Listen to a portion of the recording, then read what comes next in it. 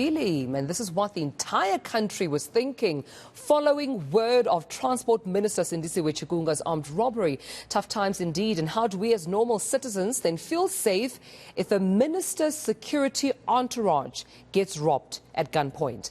To make matters worse, the suspects are still at large, probably watching the rest of the country worrying and living in fear. But it's also worth asking whether we're getting the value for the 2 billion rand spent annually on VIP protection.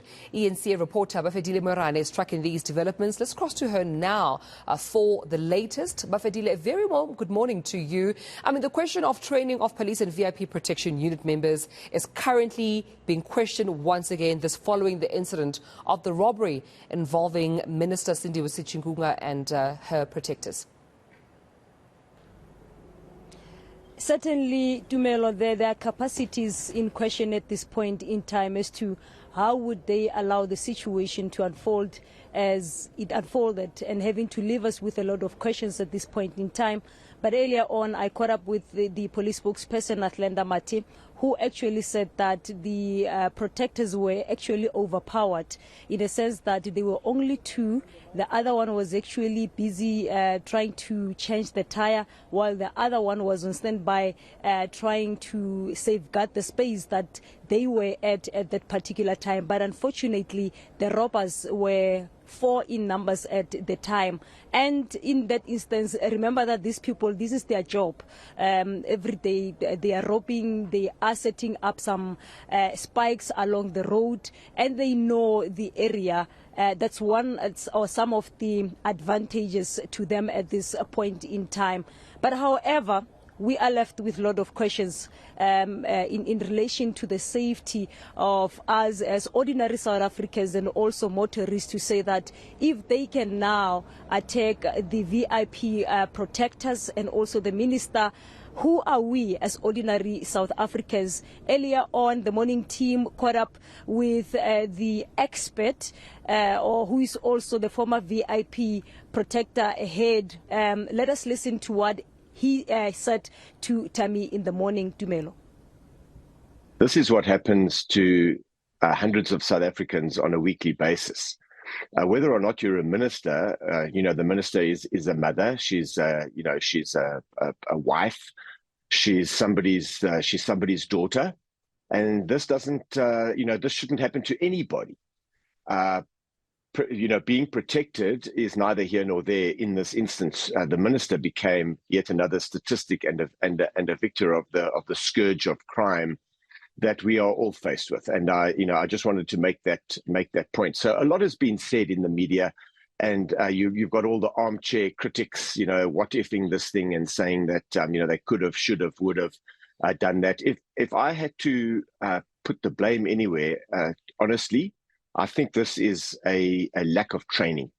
But I've been saying this for so many years now on interviews such as this, that one of the biggest failings of our police, and there are many, despite the fact that so many of them do great work, and it's a ever thin blue line that stands in the gap for all of us, Tommy.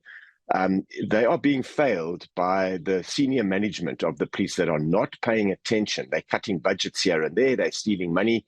Or maybe that's the wrong word. They're taking money from one part of the police expenditure or the budget and putting it elsewhere. And very often, what suffers the most is training. And, an incident like that where you get a puncture is not something that you plan for. However, in the professional world of personal protection, proper personal protection, any unforeseen incident like that should be planned for. And I understand, Bafedile, you also spoke to police spokesperson Athlenda Mati. Certainly, she came into defense to say that it was raining and it was in the early hours of the morning, so the protectors they could have done nothing with the situation because they were not really prepared for something like that. As I indicated earlier on, to say that these people, the robbers, this is their job, their everyday job. They know the area and they know who to target in most of the time. But speculations, or as we go through the social media, people are saying that probably nobody would want to put themselves in such a trap to attack the minister's entourage or even VIP protectors, because most definitely there's no way it cannot spark questions, it cannot spark attention. So wherever they are, as you indicated on your intro, they are most probably watching to say that, look, South Africans are really shocked of what we have done on Monday in the early hours of the morning. So Athlenda Mati is saying that this has nothing to do with training. The area on its own since 2015, it has been encountering a high incidents that have been reported of spike robbery, and they have tried their level best in trying to augment the capacity of ensuring that they support the police, who in most of the time patrol the area at night. But to what this happened, it means that more still needs to be done. They need to enforce their security. Let us listen to what Athlenda said to us earlier on. The protectors of the minister did what was best under the circumstances. On that particular day, there was poor visibility, there was rain. It was quite early in the morning, 4 o'clock. It was quite dark. They were 2, others were 4 and armed. The life of the VIP came first, and we feel that should there have been a confrontation and a shootout, we would be reporting other things now. So now, for now, we are pleased with the manner in which the protectives have approached and handled the situation. It wasn't easy for them, but they did so to preserve life, and as well, they couldn't risk the life of a VIP.